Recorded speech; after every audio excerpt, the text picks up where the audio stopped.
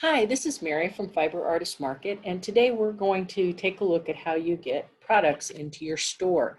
Previously, on the first video, we talked about how to set your store up, and now that you're set up, you're ready to sign in and you're ready to go to manage your shop. So you're going to click on Manage Your Shop, and you're going to come right over here to your dashboard. And we'll go through all of these, but let's start with products, since getting those products in there is important to you. And this is, you will see all of your products in here. If you don't have any, you won't see any. You'll see how many products you have. You'll see how many you have online. You can look at them by dates. You can look at them by category. You can filter them. And you can apply bulk actions. Actually, the only one is you can delete. But if you want to delete a whole bunch of things at once, you'll go click on a whole bunch of things, and then you'll do that delete permanently. We don't want to delete these, so we won't. But let's say you want to add a new product. You're going to go in to add a new product. You're going to upload a cover picture, meaning the very best picture you have. Now, let's hope you already have things in your media file because you've already loaded them. Oh, look at those cute kittens. But if you haven't, you're going to go to Upload Files. You're going to do Select Files, and you will go to your pictures, and then you can upload. You can simply click on the one you want, click Open, and it will upload into your media library, and then it will be there.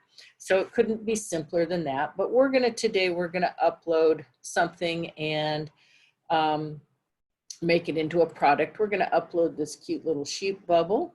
And then it's going to pop up in here. And then we're going to set featured image. It's going to pop up in here. If we don't like it, we can click the X and make it go away and upload a different one. But let's say we like this. We're going to call this cute sheep stuff. We're going to call it cute sheep stuff test. And I'm just putting in test so I can make sure I go remove it. Now we're going to put in a price. We're going to say that it's $10, and I'm going to give a discounted price to $3. And I'm going to set a schedule. So I only want that to be from today until the 24th that it's going to be discounted. Now in the gallery image, I'm going to pick this and then I'm going to push Shift on my keyboard. And I'm going to come over here, and all of these pictures are going to upload to my gallery one after another. You want to put in enough pictures of close-ups and side views and every possible view that you want of your product.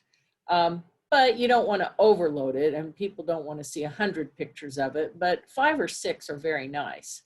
You want to select a product category, and you want to select as many product categories as make sense. So maybe it's a raw fleece, and it's sheep wool, and it's got some metallic in it, and what else do we want it to have? Oh, maybe we want it to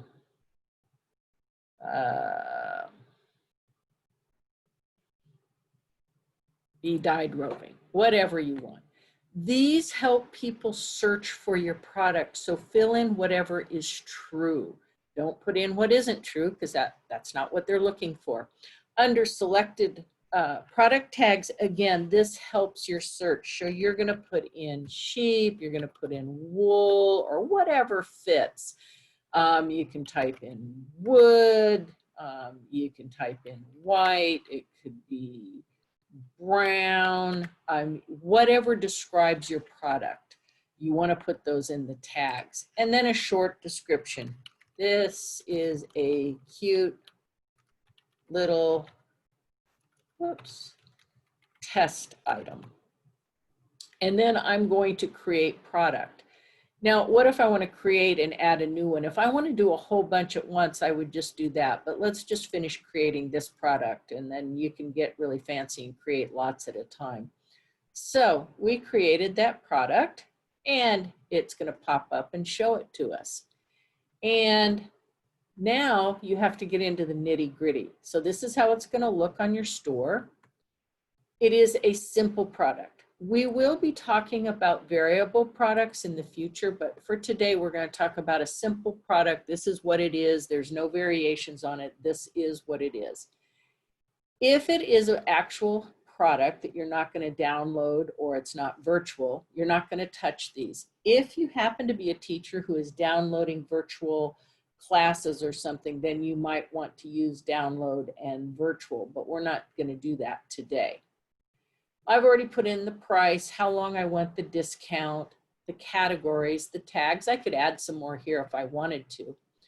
I put in a short description, and now I'm going to type all kinds of things. Oh, this is the most beautiful fleece in the world. This sheep is, mom's name was Gertrude and dad's name was Bob, and she was shown at the La County Fair, and she won first prize, and her fleeces are the most beautiful. Her lock length is 4 inches. It has high luster. It's a fine wool. You're going to love spinning it. She's the most beautiful white fleece you've ever seen. There's no VM. We keep her coated, etc. You want to sell your product in here. You can link to someplace else if you want to. You can undo, you can align, you can do all of these things, but this is where you get to sell your product. Next, you're going to do inventory, and everybody goes, oh, I don't want to do an inventory. I know what I have. Well, the problem is you know, but your customers don't know, and you have to be able to keep track of it, because what happens? Well, let's say you put your cute sheep stuff up there, and 5 people show up and they all buy it at once, and you only have 1. And this has happened. This has happened to people. They've put up something that they have one of a kind, and 5 people all bought it. And that person had to go back and explain to 4 people why they couldn't have it and refund their money. You don't want to be that vendor. So you're going to put something in here. Now, you can put in a name or you can put in a number. This is for you to know what the product is. It's either going to be in stock, out of stock, or on back order. We hope it's going to be in stock, right? If it's going to be in the store. Now, you want to enable your product stock management. Let's say you only have 1 of these, then put in 1, and your low stock threshold is 1. It will let you know when you get down to 1. When it hits 0, it's going to show up in your store as out of stock. You have to decide it. Well, let's go back to stock quantity. Maybe you have 100 of them, and you want to set your low stock threshold so you can reorder when you're down to 5. It will let you know.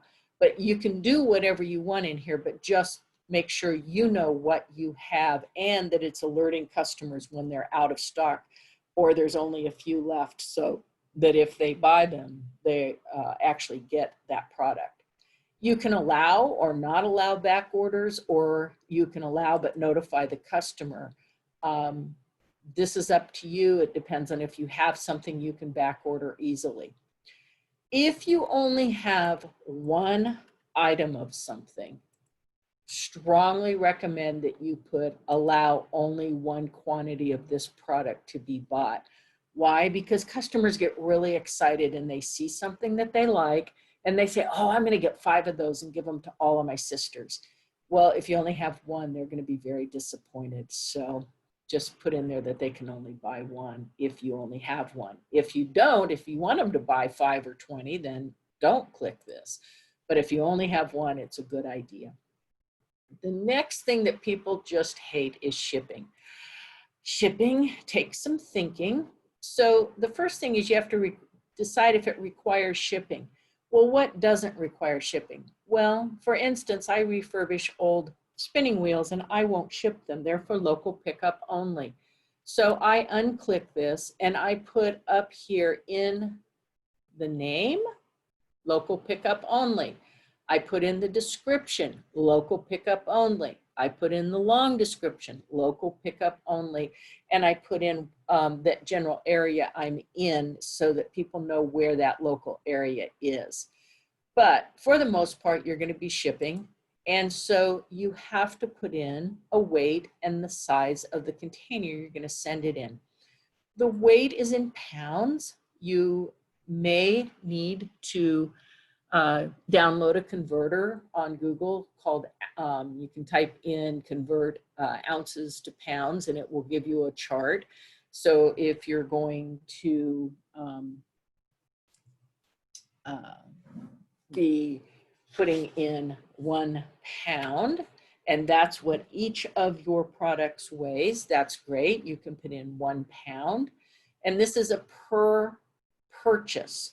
So whatever the product you're selling, if it's a 1 pound roving, that's great. What if it is your 8 pound fleece? Then you're going to put in 8. What if it's 4 ounces? Well, 4 ounces is 0.25 of a pound. What if it's only 1 ounce? Then it's 0.0625 of a pound. So that's why you need the converter, so you can quickly do that. You have to decide what size of container it's going to go in. Now, for my wool products, for the products I sell, most of them are going to be in either ounces or pounds. And so I did an experiment and I went through and I figured out and I wrote up a chart of how much I could vacuum pack into an envelope versus a package. And the envelopes are the ones that you can pick up at Staples or at the post office, and they're usually about 11 by 12, and you can stuff them to about 1 inch thick.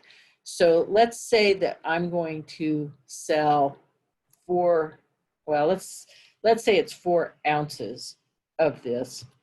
So I'm going to put in an 11 by 12 by 1 inch envelope, and I am going to go down to my shipping class and I'm going to choose an envelope. And I know that that's going to fit in there. Now, what if I'm selling 1 pound of roving? Well, I know from my handy dandy chart that that's going to go in a 12 by 12 by 6 box. And I'm going to go down here and I am going to choose the United States Postal Service greater than 13 ounces. Now, why am I going to do that? Well, because this is the cheapest way to ship, but you have all of these options.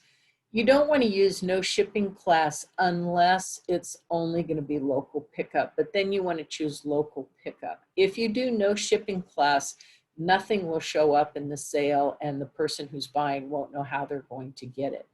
You do have UK shipping, you have free shipping in the USA, and a lot of people like to do free shipping, that's fine. Local pickups only. You can do the United States Postal Service small, medium, and large flat rate boxes, and that's fine. They do tend, for wool products in particular, to be a bit more expensive than if you use first class. If you're sending something heavier, then sometimes these are actually the better option. But you know your product and you know how it ships best, so you'll have to choose from those. You can choose UPS and FedEx, however, they don't tend to be used very much and they tend to be more expensive.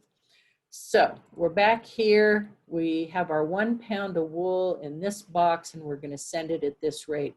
Well, what if the person buys 2 or 3 pounds? This program is going to drop the box size and simply figure it out from the weight. And I find it to be quite accurate. It comes out to within within $1 or $2. So that's very helpful. If you have entered, when you're all done with your products, I do recommend that you go in and do some pretend buys. You don't have to pay yourself, but at least go in and go all the way through your checkout to the point of where it figures shipping and put in some addresses around the country and see how it calculates your product and make sure that it looks reasonable based on your experience, or if you look it up at the post office for that amount, does it calculate right? Sometimes if your box is not quite right and the cost is a little bit high, you can make the box a little bit smaller and that will decrease the price of the shipping. If it's not charging enough and you're losing money, you can always make the box a bit larger and it will charge the customer a bit more. So that's something that you can play around with, but I do find that it is very accurate the vast majority of the time. So shipping, you need to decide how you're going to do this, and it helps to have some charts available. Now, I mentioned vacuum packing. I backpack everything that I can, and that's very simple. I buy very cheap plastic bags from a big outlet store. I have a simple shop vacuum. I put a nylon over the end of it. I stick the wool inside, or the fabric inside the bag. I close my hand around the end of the vacuum hose. I turn it on. I suck all the air out.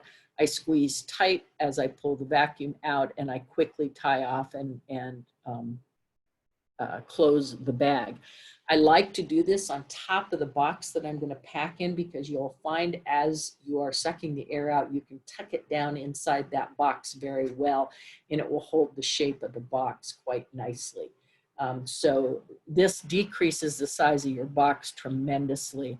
I know in my particular experience, I can pack up to 5 pounds into a very small box, and then I have to go to a bigger size box.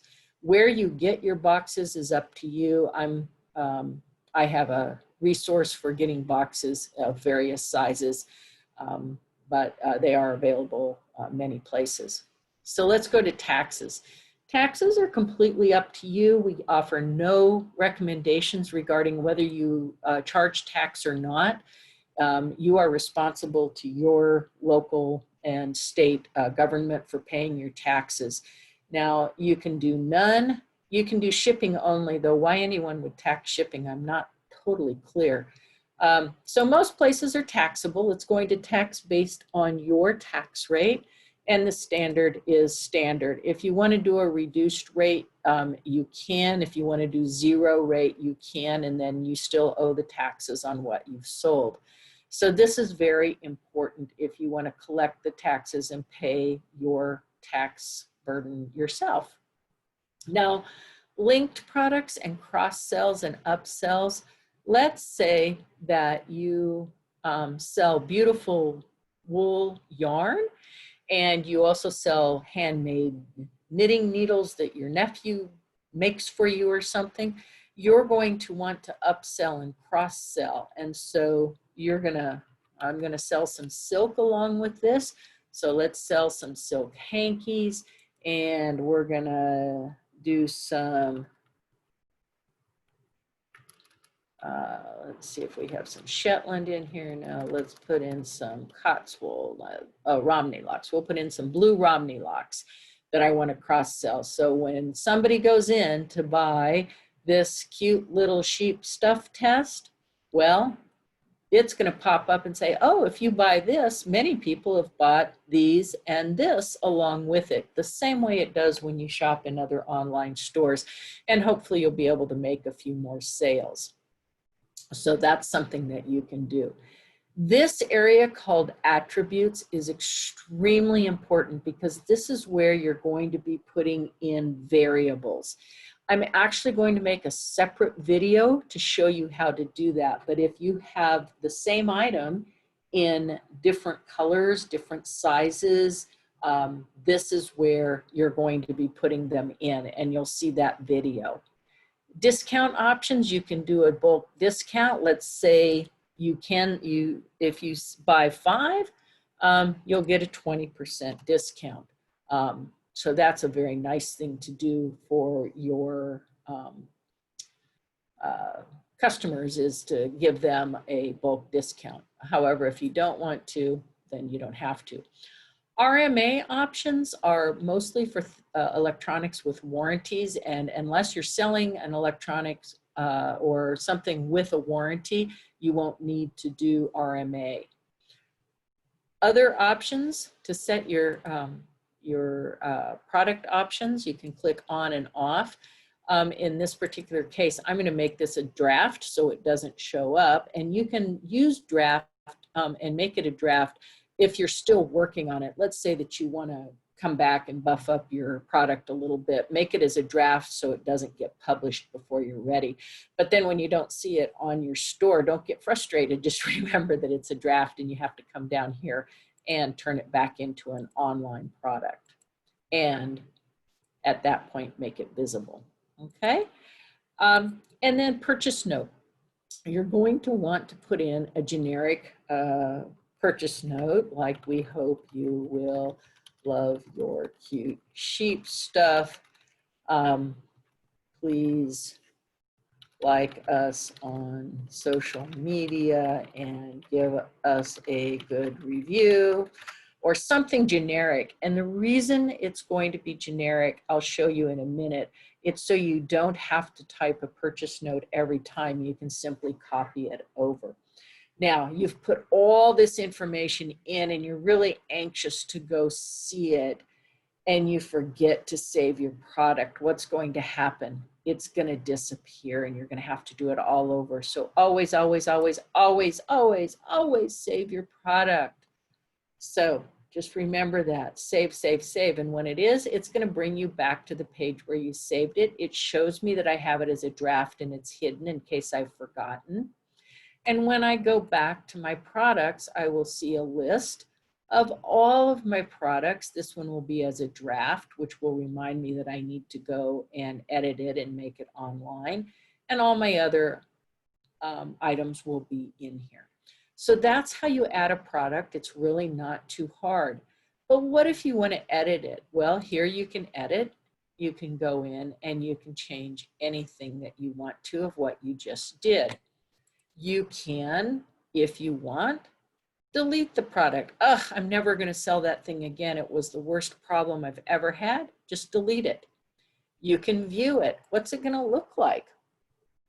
Well, oh, that's what it's going to look like on my site. And when somebody goes to take a look at it, and there's my flash sale, and it tells you how much time they have left on this flash sale.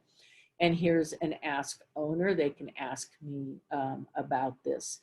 And here are all the little pictures of it that I have put up. So this can be really helpful. Now here's my description. Here's my shipping. Here are reviews if they had any. And here's where they can review it. And we do want reviews. I'll tell you in another place where you can manage your reviews. Shipping goes right there, and it tells you what the weight and that is. Additional information will give you back down to your reviews. Vendor information will tell you about the vendor yourself and about other things that that person may have. And you can send in some information if you're interested in submitting an inquiry. And here are a bunch of related products, and you may also like all of these. These are not all in my store. These are all over the entire site. So it will help people go find other things that they like. So that can be really helpful. So we're going to go back to home. And I'm going to go back to manage my store. And we're back in products. And so that was view. Quick edit, a few things you can edit, but not the full menu that edit gives. Duplicate is really important. So if you duplicate this one, you will get something that looks exactly like it. And when you open it up, it will have everything exactly as you put in the first one. You will want to go and get rid of this word copy. You will want to change your picture. You may want to change your price or your discounted price. You may want to change your categories or tags, but if you're loading 30 sheep from your flock and they're all the same, then you keep that the same. Your short description might stay the same, as in, I have beautiful Shetland fleeces, but your longer description, you might change the colors or the age or the size or something. You will want to change your stock quantity, make sure that that's correct. Your shipping, if you have different weights in your duplication, you may want to change that. But what it does is it copies over all of this other information so that you don't have to, and that's really helpful if you're putting up a whole bunch of similar things. And this is how you delete. We're going to delete that copy altogether. And it's gone. So what else is in your dashboard?